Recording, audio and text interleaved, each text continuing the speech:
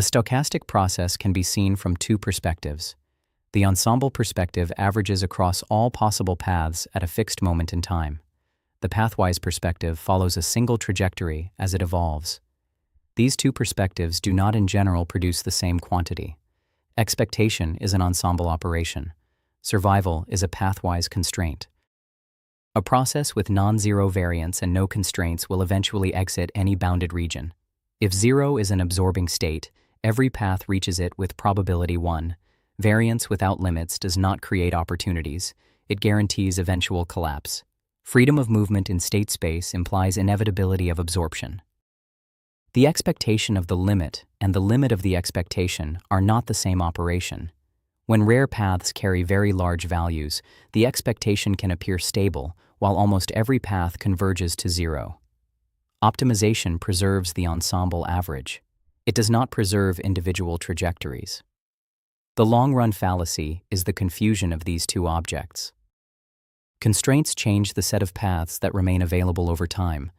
Without constraints, the path space eventually exhausts itself into absorbing states. With constraints, absorbing states are excluded from the reachable region. This changes the support of the probability measure.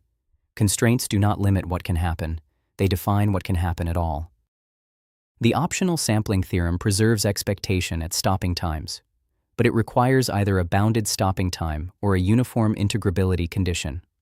These conditions are structural restrictions, not technical details. They ensure that expectation does not leak through rare extreme paths. Uniform integrability is enforced structurally by constraints. Without constraints, the theorem fails. Time is not a resource that can be earned or optimized. A path continues to exist only if it has not reached an absorbing state. Survival is the condition of being on a path that has not terminated. Constraints are what prevent access to absorbing states. The set of surviving paths has non-zero measure only because constraints bound the process away from absorption. Constraints create time. This analysis applies within measure-theoretic probability. No optimization strategy is derived or implied. No behavioral or economic interpretation is claimed.